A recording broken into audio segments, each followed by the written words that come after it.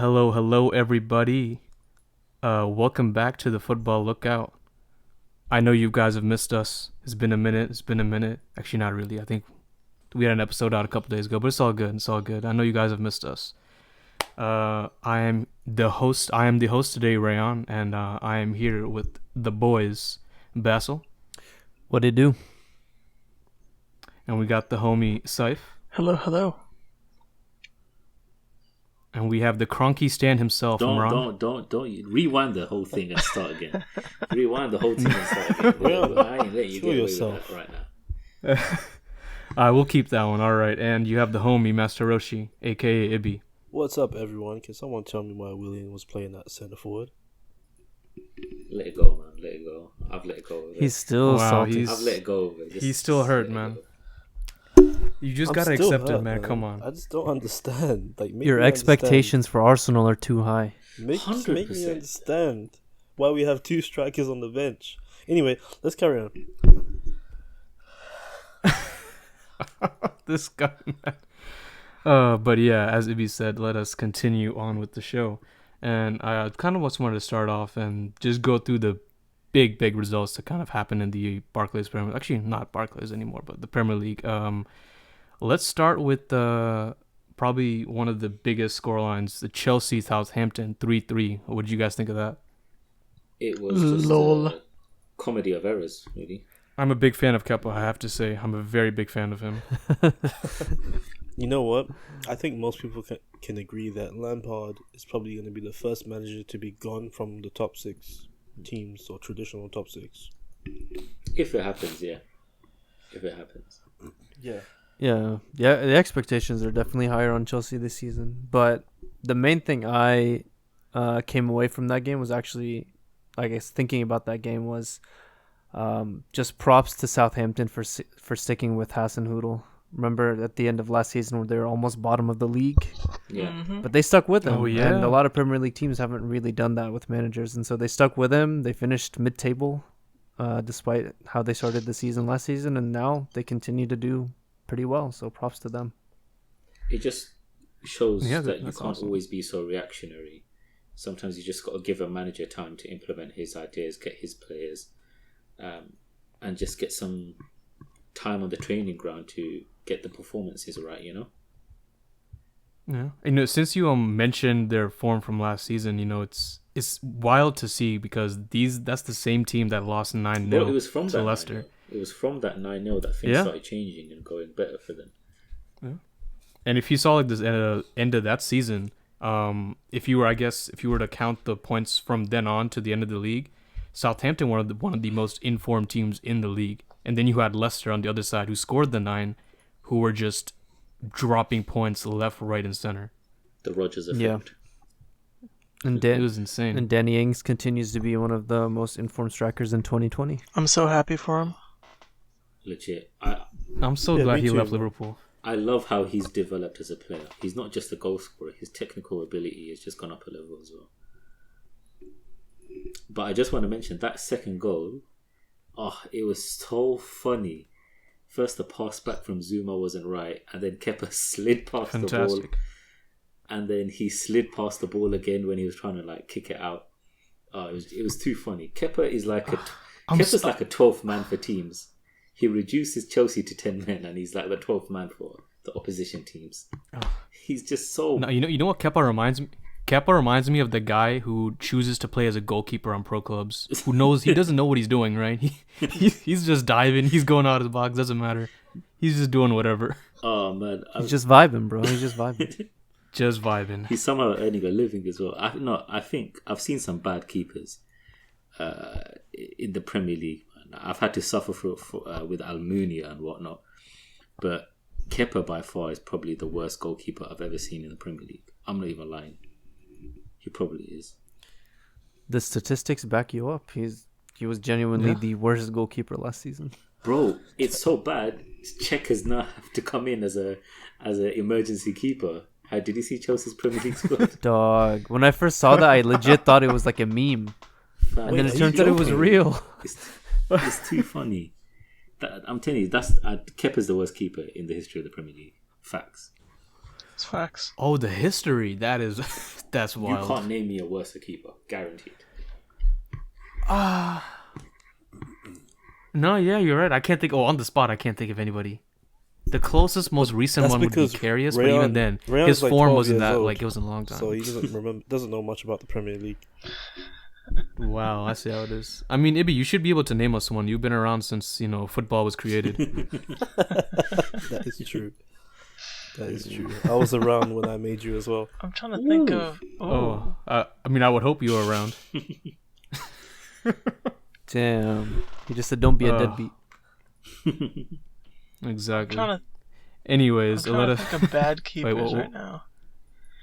I know Mignolet wasn't too great, but I feel like he was better than Kepa.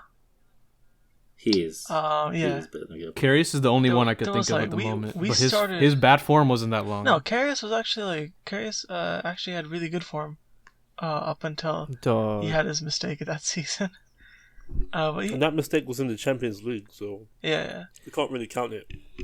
true. Kepa makes Aurelio Gomez look like fucking Manuel Neuer, bro. 100. Yeah, I forgot he played for Spurs. Yeah, not many good memories.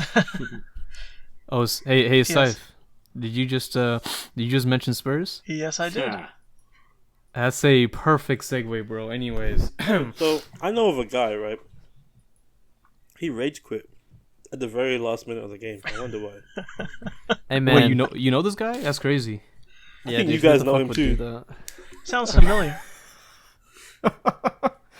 If y'all don't know, the Spurs West Ham game actually ended 3-3. Spurs were just wrecking havoc the first 20 minutes. Scored, yeah. I think they scored 3 in that first 20 minutes. Yeah. Were pretty comfortable for the rest of the game. Last 10 to 15 minutes, they just shit the bed and conceded 3. And we were watching the game with the homie Basil here, as he rage quit as that goal went in. Can I also say that Harry Kane is currently the best player in the Premier League? Him and Son were bossing it. Bro, right? I mean, They I think I were tweeted it as 3-0 well. up. What did you say? I think I tweeted as well. I can't think of a player performing better than Harry Kane right now.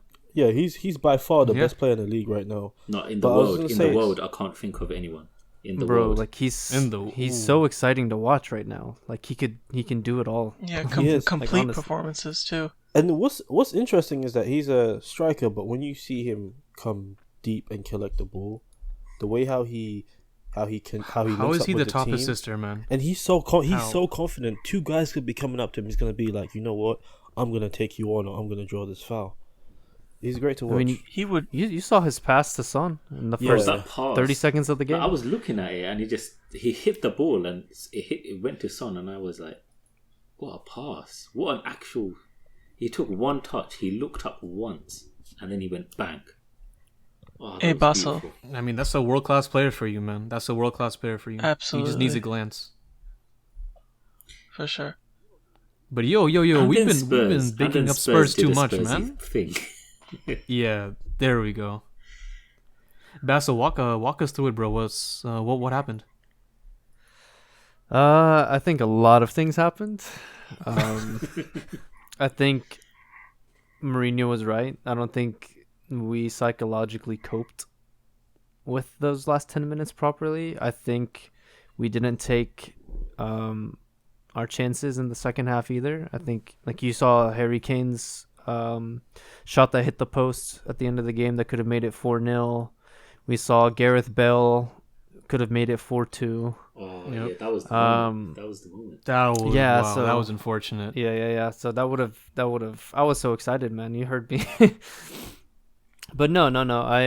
So I think that happened. I think part of it was just football. Lanzini scored a 1 in 100 shot. So, but no, I think West Ham. They kept piling pressure on us in the second half. The second half definitely wasn't a great performance from Spurs, but I think the own goal was pretty unfortunate. Sanchez was a little shaky all game, actually, even from the first minute, which doesn't necessarily bode well because he also gave that 30-second penalty away to United in the previous game. But Oh, that was him. Yeah. yeah, so I think if Dyer was fit, would that have happened? I don't know. If Lo Celso managed to be able to play, maybe you could have bossed the midfield a little bit better. Because I think once we took Ndombele off and Son off the field, we really lost a lot. But yeah, and then it's if you look at the goals that we've conceded this season, 6 of them have been from set pieces, and 4 of them have been from free kicks. Basically the same thing, just crossing it in and someone heading it in. And so yeah, it's definitely a big weakness in the squad right now. But it's also something that Mourinho as a defensive coach can probably address. And so I'm actually pretty calm. I'm not too worried. I think the performances this season have been really, really good, and I'm still optimistic about this season. I think it's good that that this has come this early, because I think the team can really, really learn from this experience. Can I just say that was a crazy comeback? I did not expect that. He was insane. They get one, it's like, okay, maybe it'll end 3-1. Next thing you know, it's own goal. And it's like, oh crap, it's actually game on.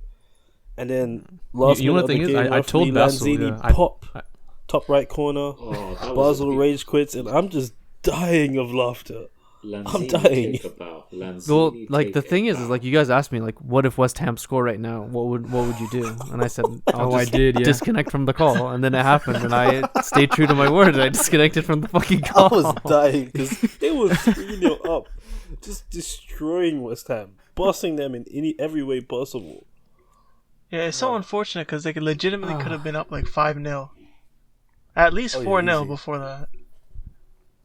It probably came down to that Bale chance, to be honest, to make it was it 4-2 at the time? Yeah, it would have been 4-2. Yeah, that would have made it 4-2.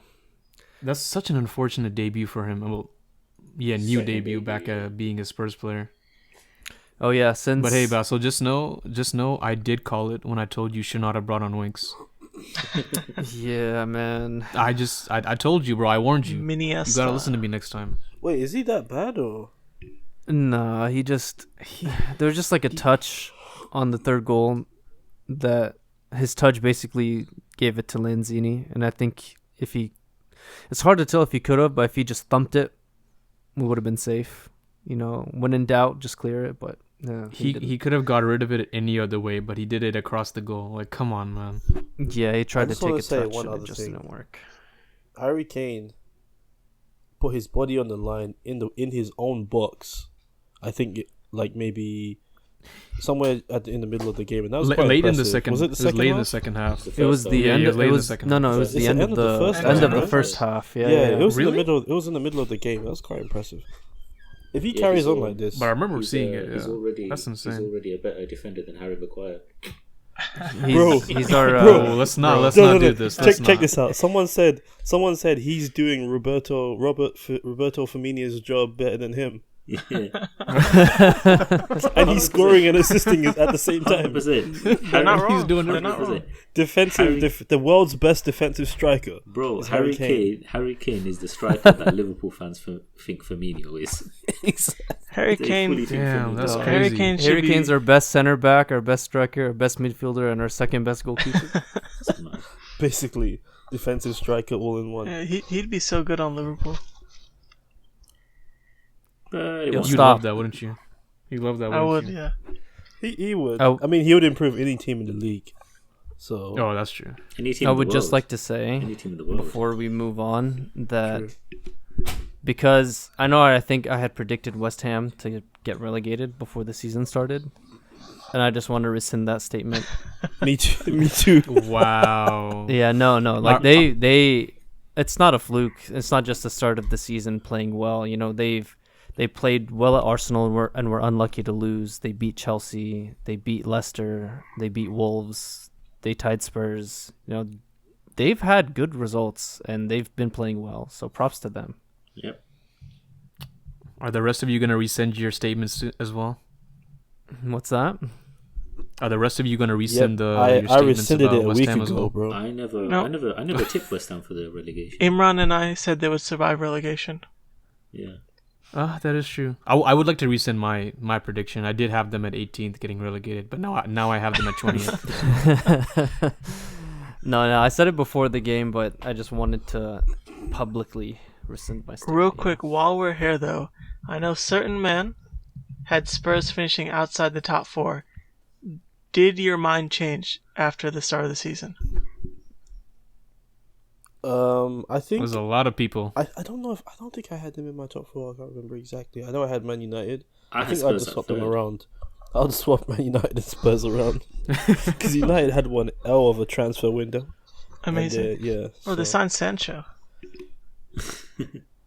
Oh yeah, Sancho. Dude, you don't have to be this person. Didn't they also sign a world class DM? Who was it? Was it Oh, Conte? yeah, I don't know. I think they gave Matic a new contract. I don't know. They did, bro. Yeah, the world class DM. He was a world class. He was good 5 years ago. Yeah, he's half decent now. His legs are kind of gone, but he's not bad right now. Well, you can't really. I don't know how you can't really. Me personally, I don't think you can challenge with a DM who has their legs gone, like you said. Yeah, Ooh. yeah. I don't see us challenging for the title. In all honesty, nowadays, now I see Spurs. I had them in my top 4, but I can see them challenging and possibly winning it. But I don't want to get Basel too hype. Bro, I mean, I've been saying We it. saw what happened last We time. gonna win He the got league. hype. Virgil van Dijk is no longer in the picture, so Ooh, things might be a speaking little of different. flag. That's a perfect segue. It'd be perfect segue. Let's talk about that Dog. Everton Liverpool 2-2 game. Let's talk about it. If Liverpool concede 7 with Van Dijk, what are they going to do without him? Well, it was nice talking to y'all. You know, y'all have a good one. Yo, I said it multiple times in the chat on Discord. They're finishing 9th. They are You are finishing on 9th. drugs. You are, Liverpool you are are on finishing crack 9th. cocaine. You are doing drugs, sir. You're telling me a one-man defense without that one man is going to do anything? We're No? not Come on, finishing bro. 9th. Come Yo, on. In 2016-17, we did not have Van Dijk. We still conceded goals, but we finished 4th. I still think we're making top 4 for sure. I just think our title challenge is probably over. I will say that during the prediction episode, I did have them at 4th. So I'm going to stick by that and say that they'll still finish 4th. That's true. Well, Yeah, okay. Well, I switched mine to 9th, so we'll see. nah, Liverpool need to I think reverse. those- But yo, that game was insane. That game was insane, guys. Calvert-Lewin. My boy. I've been He's my tweeting boy. about him on our Twitter account, and I'm telling you, man, he's that my guy. boy, bro. He is that He guy. could have I had knew it 3 from- in that game. Bro, I knew it Bro. from before the season. I knew he'd be good. Yep. Bro, that leap. That leap was level. That was Ronaldo-esque. Ronaldo levels. That is true. That is true. But yeah, no, there's an easy fix for Liverpool. Just put Fabinho at centre back and put Thiago at, as the holding mid. Because people, they have a lot of midfielders, you know, Mhm. and they have. When does Chamberlain come back? Yeah, it's gonna be a while because it was a bad injury, so he'll be out for a while longer. I don't know the exact Okay. timetable though. So basically, you've only lost Van Dijk and Chamberlain, right? Long term. Mm. Allison's out for Alisson. Yeah, Alisson. Okay, Well, Allison is back in training again, I believe, or he is expected to be back by the end of October. Oh, that's good. That's good. But yeah, I mean, Adrian isn't too bad. He's serviceable, you know. So that's not. you know, not too he big has of some an issue. moments, but he's all right.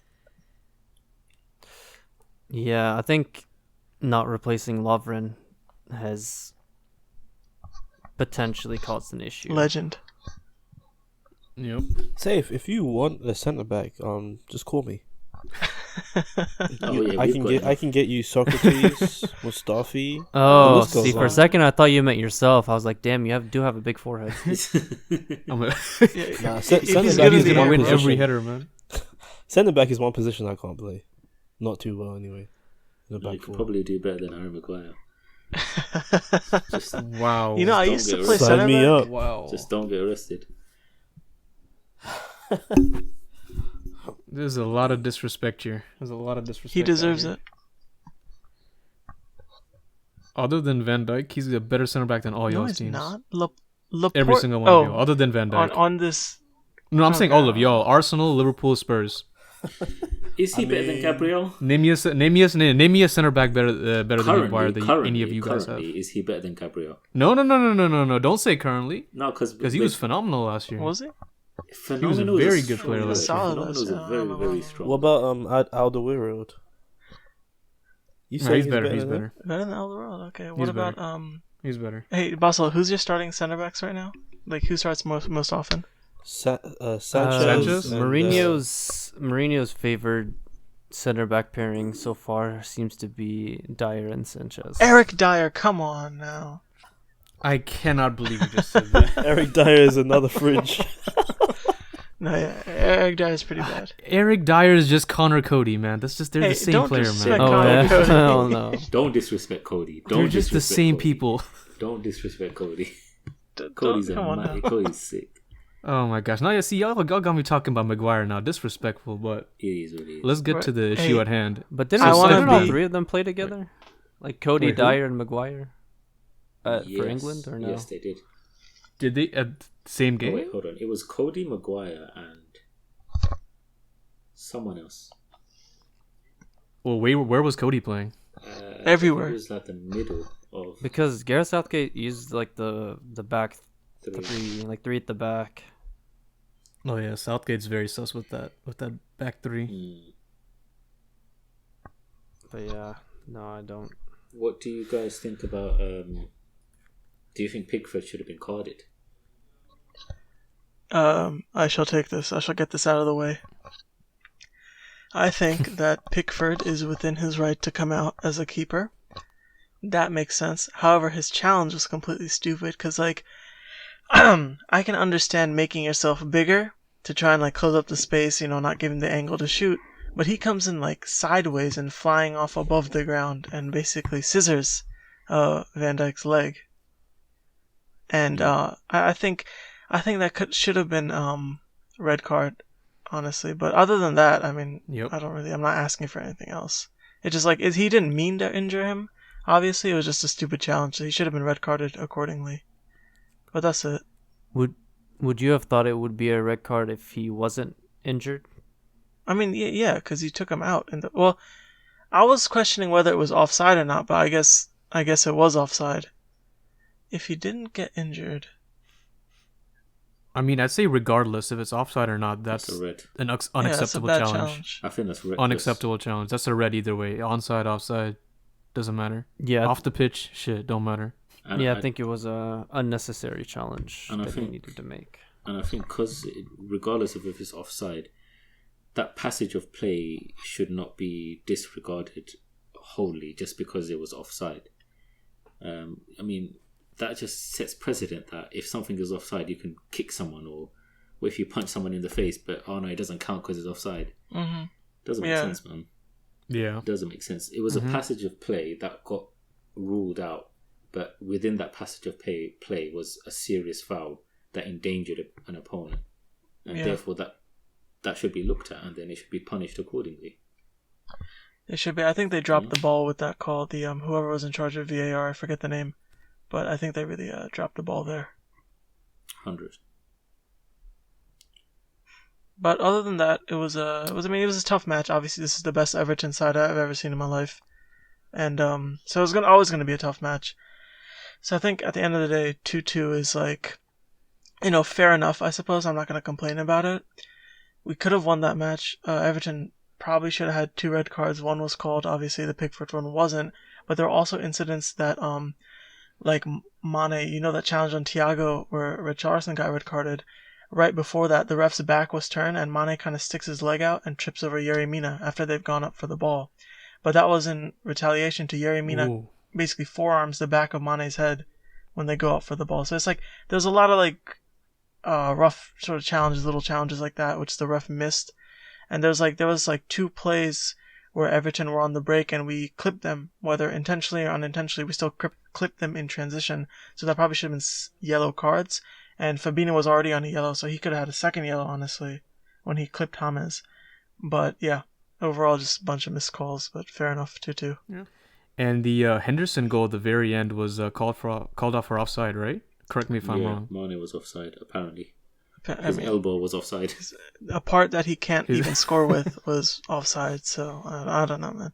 Every team has basically dealt with a VAR issue at some point, so that's a whole discussion on its own. Yeah. I mean, that makes you think about VAR, but you already know my opinion about VAR is the reason you made top 4 last season. I don't care. Facts. I don't care. I'm doing this for the betterment of the sport. You need to get rid of this. Their usage of it, some of the rules with it is like very debatable. But the VAR itself, I still like it. Yeah. My thing is, my thing is, if you're not gonna implement it correctly, don't implement it at all. You know. I understand that logic, but no. Get to the point where, let's say, you test it out on like international friendly games, right? Get out all the kinks or whatever the case is. Get out all the issues that you can find in those matches, and then re-implement it later. Just say, hey, we messed up. We'll take it out of the game now, and we'll fix it. To be fair, would that be doable? Because you're talking about international games which are governed by FIFA and then individual leagues. So are they on the same page with that? I mean, club friendlies are also a possibility. It's also I think it's a pride thing as well. I don't know if they're willing to admit that they've got VAR wrong overall. The first step is admitting that you're wrong. Like if you're trying to improve something or better something, the first thing is to admit that you're wrong. And I'm sorry, English refs are arrogant as fuck. They're an arrogant bunch. They're a stupid bunch. They're poor referees. They're some of the poorest I've seen. And first, if they do want to change and make VAR better for everyone, they got to admit to their faults, and they got to start listening to people about how VAR should be implemented, how the laws should be written. Yeah, Imran is 100% right. First step is admitting you're wrong.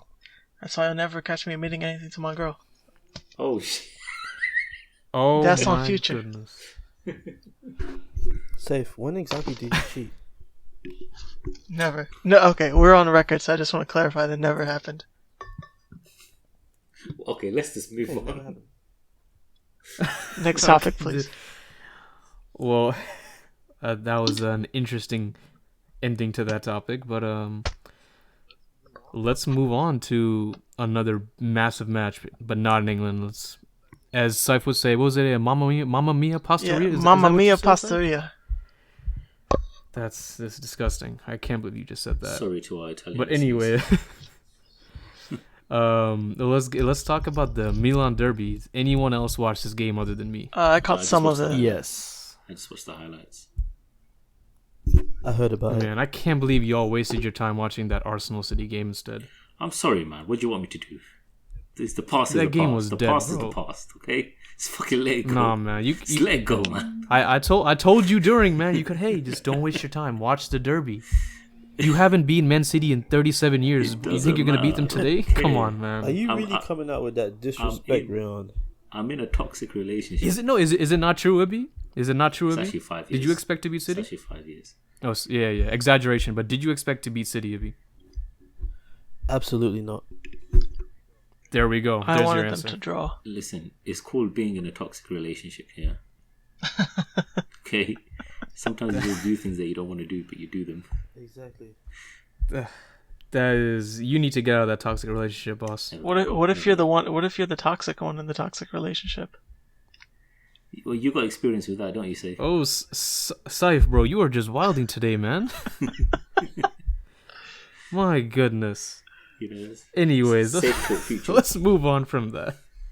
My goodness, but hey, if you're talking about toxic people, I know a lot of y'all think this man Zlatan is, but No, not toxic. it seems to be he's no, not you specifically, not you guys specifically, but there's a lot of guys out there that think that. But hey, this guy's transformed this Milan teams, man, and those 2 goals were massive goals in that game, and he was probably easily the best best player for Milan, outside of Benacer and I said Kerr, to be honest. Where does he rank in the I don't know league? who else caught that game. Say that again? Where would you say he ranks in the league right now?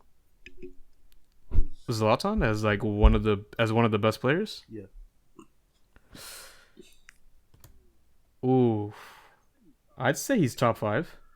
For the influence that he has, he's probably top 5 best players in the league at the moment. Strictly based on influence, it's him or Ronaldo, the most influential players in the league, in my opinion. Because that's how important they are. If you're talking purely influence. Yeah, because we've seen Juve absolutely get dominated in games, but just because they have Ronaldo, they have that special factor that allows them to win games. And before Zlatan came to Milan, it was rough. Honestly, it was very rough watching Milan. But then he comes and they actually have a target man to play off of, and that makes everyone around him play better. He's a very arrogant guy, which I don't like, but I wouldn't call him toxic because he just boosts the team. He's always trying to boost the team in his own way. But because they have like a guy, like he is the guy to play off of, you saw Rebic get in good form, Çalhanoğlu finally playing well for Milan, playing centrally as he should, and stuff like that. Even, what's his name? Sailmakers or whatever his name is? A salad maker. Salad maker. Like, even he's doing something. I don't even know who his kid is, but he's doing something. So that game was, from what I saw, it was pretty good. I would say Inter missed some of their chances because they had some really good chances to tie that game, maybe even win it. But overall, I mean, especially for like the Milan second goal. Remember that one, Ryan? Like, I think it was Çalhanoğlu plays the ball quickly to Leao, I believe, down the wing. Leao. Yeah, his cross. Leao that hesitates, cross, gets the space, crosses, and you leave Ibra open like that on the far post in the cross. Like, come on now, So they just couldn't handle him, and after Milan got the lead, they simply put, they held on to it. Inter missed some chances. There was one controversial call. So I want to know what you think about that Eriksen play where they ruled it offside, but Lukaku was taken down, but they said basically when Eriksen went to play the ball, Lukaku was offside, so that penalty is not going to count because it's actually just offside. So yeah, because I believe Kerr basically touched it off of another Inter player before it got to him. So I really don't know what the ruling is on that, but I'm just so glad that they didn't actually get the pen for that. Because honestly, at that point, they were kind of on the front foot, and I guess they were missing chances. I know Conte at the end of the game was saying that Milan weren't necessarily better, but they just didn't take their chances, which I don't know if I would fully agree with that. I love Conte, but he's always got something to say, He's a dickhead, bro. He does. He's always louding, man. He's basically Lamella as a manager. Oh my god! No, hey, come on now. He's way higher caliber than Lamella. Yeah, don't call this man Lamella. Even though I don't like Conte, don't call him Lamella. That's true. This guy. But yo, Saif, there's actually one I guess like battle I want to highlight. What did you think of, if you watch however much of the game you watched, the Hernandez, the Theo and Hakimi duel on that left hand side? So because a lot of Inter fans were getting real gassed over the one dribble I think he had on Theo, and then he was just dead the rest of the game. Like, he just could not get past Hernandez. Okay. And I was like, damn, okay. Yeah, honestly, I didn't see a whole lot of the game, so I'm not sure exactly what happened in the first half. But I know he did beat Theo on that one play that people got gassed about. And I mean, obviously he's a great player, but you can go wrong with either one of those guys. They're both brilliant. I guess he did get the better of Theo early on, but honestly, for most of the game, I didn't really notice it that much. I didn't really notice him that much. Besides that, all right. Yeah, honestly, I didn't even notice him after a certain point. It's nice seeing a Milan team at top of the league. After since the last time Ibra was actually at the club, this is the first time I think they've been top of the league since. So it's nice seeing, especially the spine of the team right now doing so well. Donnarumma keeper, you got Romagnoli, king at the back. You got guys like Benacer and Kessie who can hold it down the middle. You got Zlatan up top. It's looking good at Milan, man. I'm excited. They're playing well too. It's not just BS wins. It's actually legitimate play. Hey, Pioli masterclass. Don't be this guy. I don't rate Pioli like that, but he's clearly doing something right. He's not bald for no reason, man. He's last 20 games. Something's going on in that mind of his. He's a genius, the maestro. I don't know, man. I know he's just not a bald fraud like someone else we know, but let's oh my goodness. Let's not get into that. For those of you wondering, he's referring to Pep. Let's not get into it, otherwise I won't be able to add up the amount that he spends on defenders every year. Oh yeah, Ibby's gonna go on a whole rant himself, but we'll let him save that for the group chat. Yeah. I don't want you guys to deal with that too. No, he's done well, man. He's AC Milan are unbeaten in the last 20 games, I think. So yeah. Oh yeah, another statistic might be quite nostalgic for some of you 80-year-old people out here.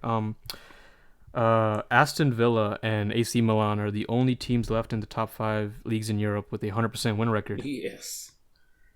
I like that. Nice. Aston Villa and Milan. That's in 2020.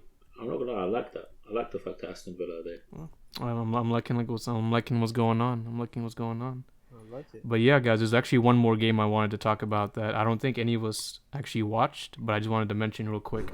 The Valencia Villarreal game that actually ended 2-1 for Villarreal, and it ended up being a Parejo winner in like the 70th or 80th minute or something like that. And the guy scored a banger, man. It was kind of unfortunate seeing Valencia's old captain, who had just basically been sold, Forcefully. off his will to Villarreal, scored the winner against them, and obviously refused to celebrate as well. What did you guys think of that? I didn't see the game, so Yeah, honestly, I didn't watch it. to be honest, I like it. I like the fact that he scored. Fuck Valencia. Must have fuck been an Peter Lim. emotional moment. I think you refused to celebrate, right? Yeah, he refused to celebrate. Fuck Peter Lim. Yeah, Fuck him. it was a touching moment. Amen. Very Amen. touching Imran, moment. can you say it one more time for the people in the back, please? Fuck Peter Lim. Fuck him. Amen. All my homies hate Peter Lim. Amen. Fuck Peter Lim. Facts. They're top of the league, you know. Oh, man, I think. but- Didn't Valencia...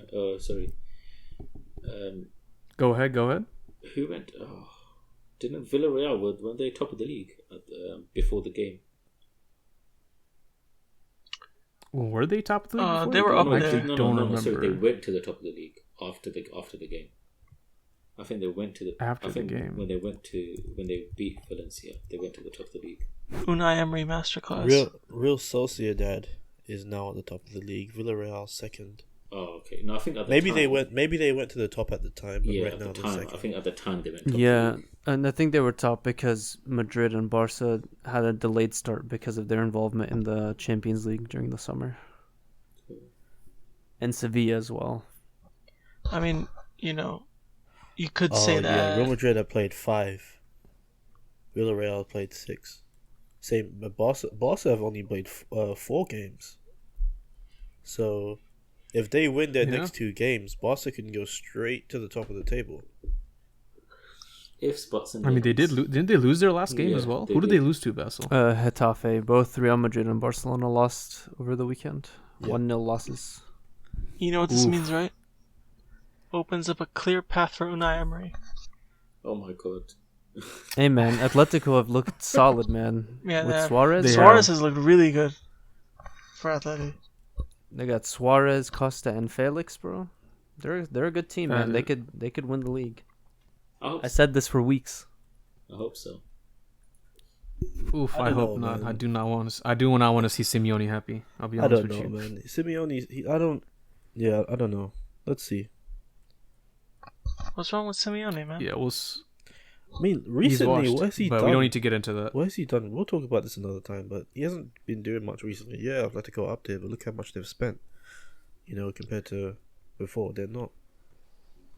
Yeah, I don't know. I don't think they're. I don't know. I think both Atletico and Simeone need a break from each other. I kind of agree with you. I think a manager with a different style might suit their players more. I don't know, man. I think a lot of Atletico players are Simeone kind of type players. No, I think Yeah, that's true.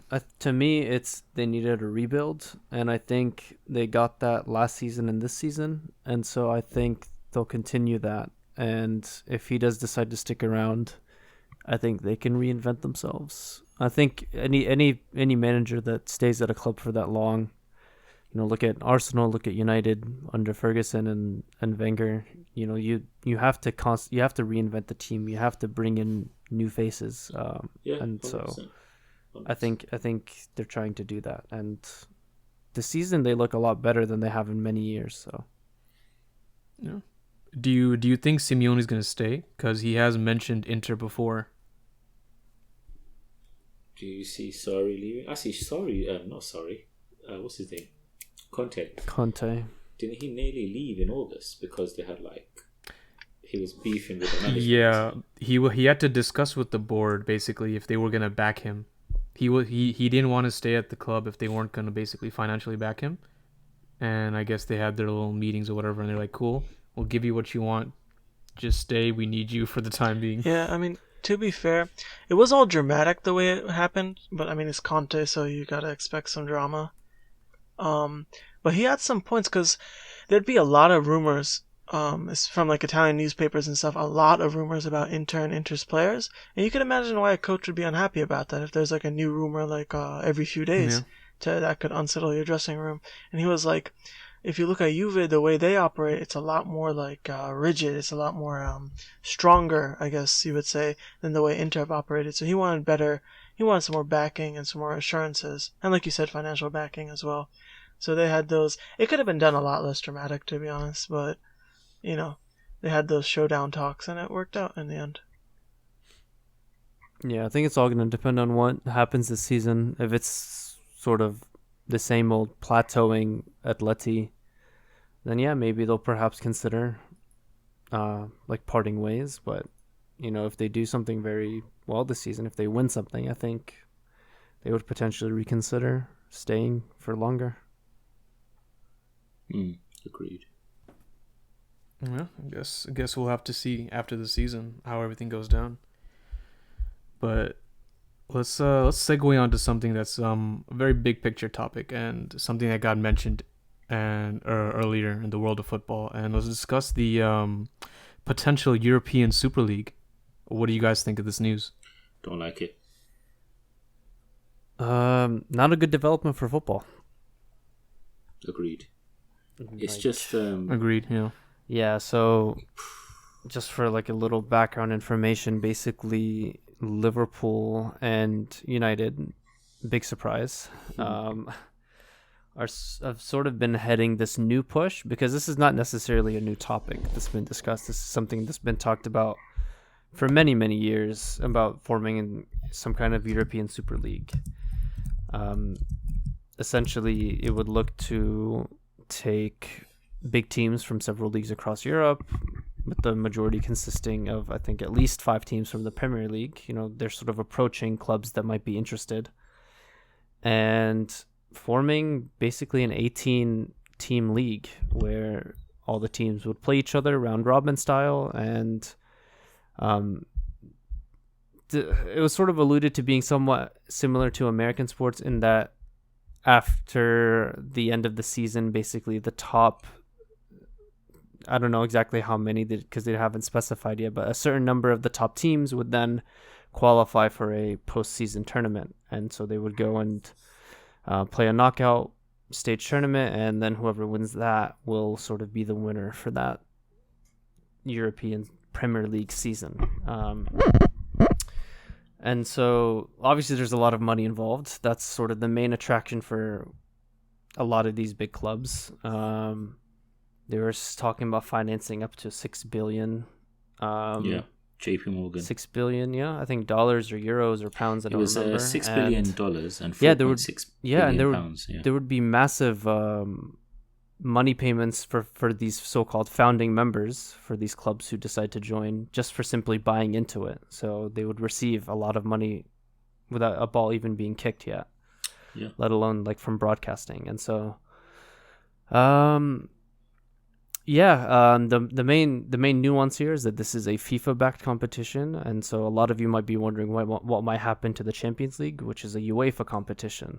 And so UEFA and FIFA have often been at odds with some of these tournaments and stuff. So it'll be interesting to see how UEFA responds, if they might think of punishments for clubs who decide to participate in this FIFA tournament, or what, because it essentially will devalue the Champions League if it does occur. And so tentatively they've been saying potentially within the next 2 to 4 years that this Super League may potentially form, but I sort of doubt that it'll actually happen, personally. I think this all came about when Project Big Picture was kind of voted down. I think that this is just kind of the big clubs flexing themselves and trying to threaten to break away from the domestic leagues and take all the viewership and money with them. I think it's just petty negotiation tactics. I don't know. But yeah, I'm not in favor of the European Super League. I think I think fans are the lifeblood of football. I think we can all agree on that. Without fans, there is no football. And what this European Super League does is it doesn't take into consideration those fans, because in one hand you're telling someone like a Man United, a Tottenham, and Arsenal, okay, you're playing Southampton 1 week, and then you're going to Turin or you're going to Munich to play Bayern or Juventus. So obviously these are like massive costs that the fans will have to take in consideration. This is the time that these fans won't have. So you're forgetting about the fans, the community that your club serves. Just so you can chase a bit of paper. So that I don't like. And I think it devalues, like you said, Basil, I think it devalues the Champions League. I think it devalues the domestic league. And I think there's a bit of a uniqueness about the domestic leagues, about being the best in your country. And, a European Super League where there's, I think, about 18 teams. So it's going to be like a round robin format. So that's 34 games. That's a whole other season on top of a Premier League season. So how much are they actually going to be thinking or prioritizing the domestic league, over the European Super League? I don't think so. I think they're just going to put the domestic league on a back burner and focus more on the European Super League, which just, again, like I said, devalues the domestic competitions. And I think it just lessens the competitiveness. Because, go ahead. Here's a question for you, right? Just going off of what you said. Do you think that they tried to cut the Premier League teams down from 20 to 18, so the season is shorter, so they could better fit in the European Super League? To me, it doesn't make sense, because I don't agree with it either. Because, okay, so 34. Let's just say they did cut the Premier League down to 18 teams, right? That's still 34 games. You add in the Super League games, that's another 34 games. That's 68 games. On average, over 4 competitions, a team will play around 50 to 60 games. So again, it's a lot of added fixtures. So this whole, it doesn't really ease fixture congestion like that.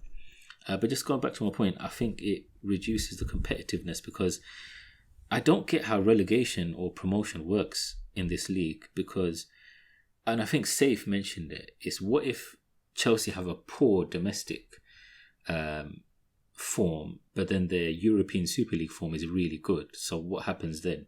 Do they get relegated? Do they not? Or, what? To me, I don't know. Maybe it's not been finalized yet, but the financial disparity between these clubs that are going to join the European Super League, in relation to those who can't, is going to the financial disparity is just going to grow bigger. It's going to grow bigger and bigger and bigger. And even if by some miracle someone, one of the so-called smaller teams do come up to the European Super League, then they won't have enough money to stay there. They won't have enough money to compete, to buy the best players, to offer the best contracts. So it's just, they're going to come back up, they're going to go up, and they're going to come back down straight away.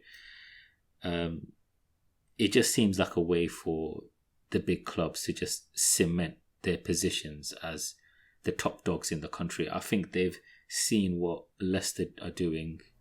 I think they've seen what other clubs, smaller clubs, are doing, like Wolves, Aston Villa. Instead of embracing that added competition, they're acting like a bunch of pussios, and they're just running away and forming their own league. But yeah, that's my take on it. Yeah, I think you're right about the financial disparity growing, and with the fans. I think if you look at it even more big picture and more long term, football is as globalized as it's ever been, and I think they're trying to capitalize on that. I think if we continue down this path, what we'll see is it's going to be less about the original fans from the city. It's going to be more about the fans all across the world. And so I could see in the future, maybe 10, 20 years from now, maybe 30 years from now, these big matches just occurring all over the world. And, I could see them just like trying to capitalize on, let's say Manchester United's fame in X country or Real Madrid's fame in Y country, right? And so, because to the CEOs and the market executives and all of them, that's a huge market that they could continue to capitalize on, and so they're probably looking at that long-term vision of how can we make even more money. We could broadcast to so many more places. We can play these matches in all over the world, and as football does become more globalized, I think it will lose that sort of that local flavor, that local popularity, the essence of what made those clubs, what they are, the identity of a club. Because at the end of the day, the identity of these teams all has its roots in the community that they are currently located in. And I don't think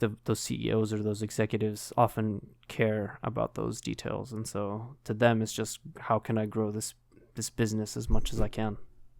Let me add one thing to that. Here's why I think it might not happen. I think the fans won't stand for it. Let's say it's the Manchester derby, and they're like, oh, we're gonna have it in Dubai, India, or whatever. If they tried to do that every season, how do you think the fans in Manchester or in England would actually react? So they'll hate it, but like, what power do they have, bro? Their turnout for the other games, they could decide not to show up at all. These teams have like 50, 60,000 capacity stadiums. If the fans said we're not gonna come, how much money do they lose in one match day? It's about 3 million. It's very roughly. possible. Yeah. It's a lot of money, bro. Imagine they say we're not coming for 3 matches. The only way, I hear what you're saying, and you're right. The only way to really make these clubs listen is by hitting them where it's hardest, where they feel it the most, and that's in their pockets. If they see that their cash flow is being affected, then they'll sit up and listen. Yeah. But also, to go for your obviously your guys' points, Basil, obviously you mentioned that, obviously clubs like Man United, etc., they have massive followings everywhere, and they go and play these matches in these different countries. What about the players? Like, imagine constantly traveling like thousands of miles. Surely that's going to have an effect on their bodies as well, no? Yeah, without a doubt. I think it's going to be more intense on the players. And to Ibi's point, I think it'll be tough for the fans to react in a way that will be effective, because it's not going to be a sort of sudden change that will happen. It'll be something that's gradual. So we've seen, for example, in the NBA and the NFL, in order to grow the popularity of those leagues, they've been playing matches, for example, in London and all across the UK, right? Yeah. And so maybe, for example, some of these big clubs, and we already saw this with in La Liga last season with Real Madrid and Barcelona potentially playing matches overseas, which eventually got a lot of outrage and a lot of people speaking out against it, and so it didn't ultimately happen. But that could be something that happens in the Premier League too, where let's say in year one, United and Chelsea and all the other big teams play, let's say, 1 or 2 matches outside of the country. And then in the next few years, they start to play 3, 4, 5 matches outside the country. And then gradually over the course of a generation, you have maybe half the season played outside of the country, right? And so I think it'll be the sort of a gradual change that will happen potentially, if football continues to become a cash cow, like globalized at that scale, Yeah. So how does relegation and promotion work? Does anyone know? In the European Premier League? Yeah. It seems like they're saying that the founding members have a no relegation clause for 20 years. Fucking hell. So I don't know how the hell that even works. It doesn't make sense. How is that fair? It's not. It's definitely not. It's like the most blatant, like the rich get richer sort of scheme. They're acting like pussios, because they're using that 20 years to build up their money, build up their revenue. So if anyone does go up, the gap between the financials is so massive that they'll just go back down the next season. Yeah. they're just scared of competition. Yeah. They honestly, Liverpool got slapped, and they started they got slapped by Aston Villa. They're like, no, we're not having it. We want our own league. Just a bunch of It's like a exclusive club. It's a billionaire's boys club. How likely do you guys think it is that this goes through and actually happens? I mean, I hope not, but I don't know how they'd stop it, but I'd hope not. I doubt. I think the the biggest problem Basel mentioned is the fixture congestion. It just wouldn't work, man. It's like having 2 World Cups in the summer, in between a normal league. It just wouldn't work. Yeah, I don't think the European Super League will happen, but I think some sort of compromise or change will be made probably in the big club's favor, somewhere along the lines, like somewhere down the line. And I don't know what that will be. But yeah, it seems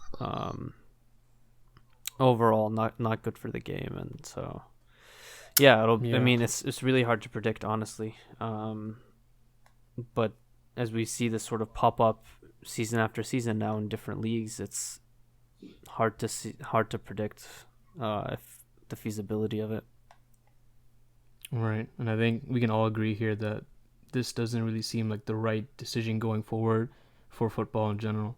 So, yeah, I think let's wrap it up there on a somewhat depressing topic. Hopefully that doesn't go through, but while we are wrapping up here, I do want to say thank you to all of our listeners that tune in every week or so whenever we do post, and are the new ones that may be listening to this. We do appreciate all of you guys, and make sure to actually follow us on, say, Twitter and Instagram. We do post on those, so any sort of content we will be tweeting, we'll be posting on our stories and stuff like that. So go out and follow those if you can. And any questions? I think that'll any be questions you guys have? Feel free to DM us as well. Hit us on the socials. Add us on everything. We will tweet back at you guys, whatever you guys respond, and Saif will respond to every DM since he's used to getting his DM slid into. Hey, so it's been a bit dry lately. Provide him with some. Nah, don't cap, bro. But yeah, guys, thank you guys for tuning in, and this was the Football Lookout. Thank you guys for listening. Thank you. So yeah, Peace. DM me if you are concerned about if COVID will ruin Spurs' title parade. Oh, wow. Cheers. Yeah, let's end it. Okay. This guy. He's dead. All right, let's cut it. I will talk to you guys later.